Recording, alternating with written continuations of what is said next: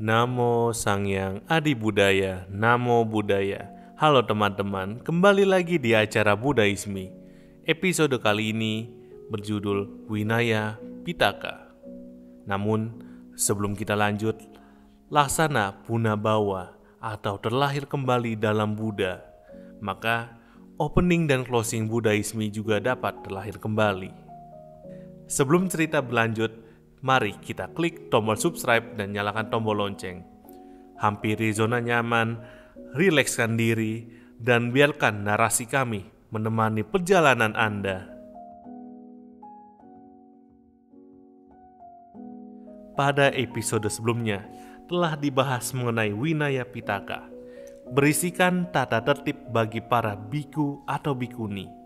Seiring 20 tahun sejak Buddha membabarkan ajarannya, akhirnya Vinaya Pitaka dibentuk dengan hal-hal yang melatar belakanginya.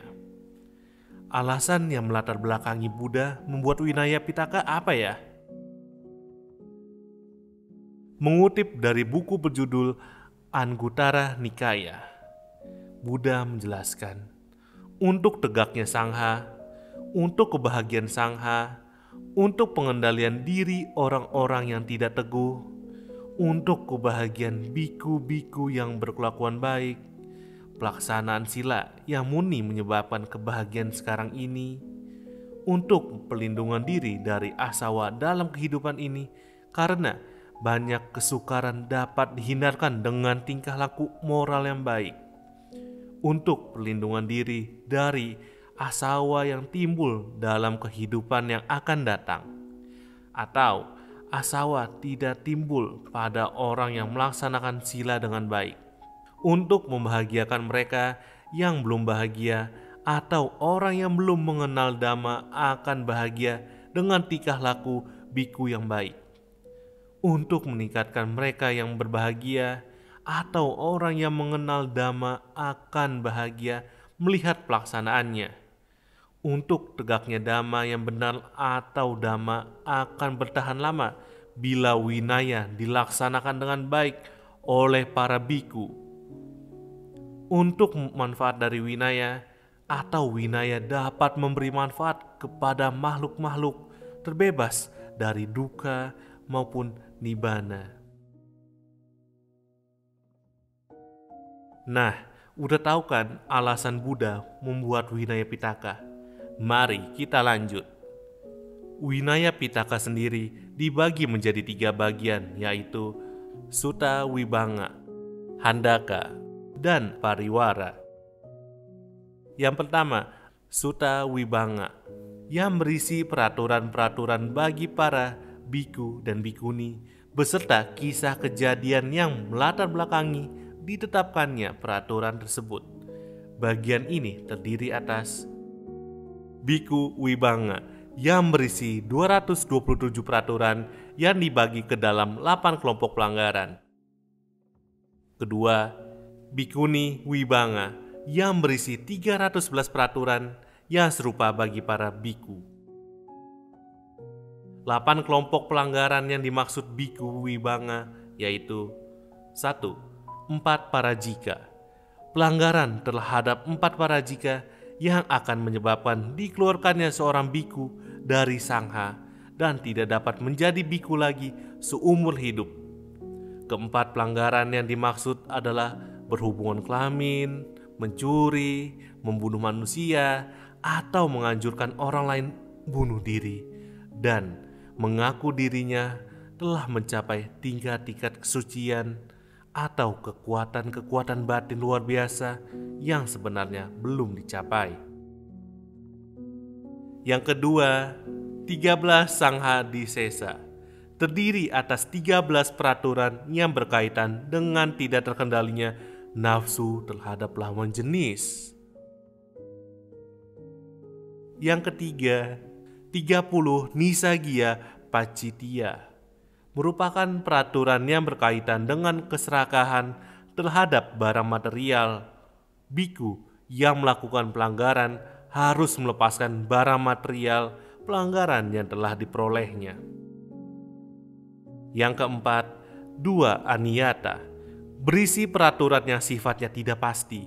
Pelanggaran yang dilakukan bisa saja dikategorikan sebagai pelanggaran parajika, sanghadisesa, ataupun pacitya.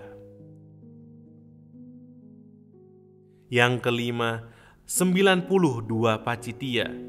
Peraturan ini berkaitan dengan berbicara bohong, makan setelah jam 12, minum alkohol, dan sebagainya. Yang keenam, 4 patidesania merupakan peraturan yang berkaitan dengan penerimaan pemberian makanan dari umat. Yang ketujuh, 75 sekhiyawata merupakan peraturan yang berkaitan dengan kesantunan sikap seorang biku. Yang terakhir, 7 adikarana samata merupakan peraturan yang berkaitan dengan penyelesaian konflik atau perbedaan pendapat. Yang kedua, handaka dibagi menjadi 2 bagian, yaitu mahawaga dan culawaga. Pertama, mahawaga terdiri atas 10 bab yang berisi tentang kisah kejadian pencapaian pencerahan, pembabaran pertama, pembentukan sangha, peraturan-peraturan, serta uraian tentang upacara pentahbisan biku.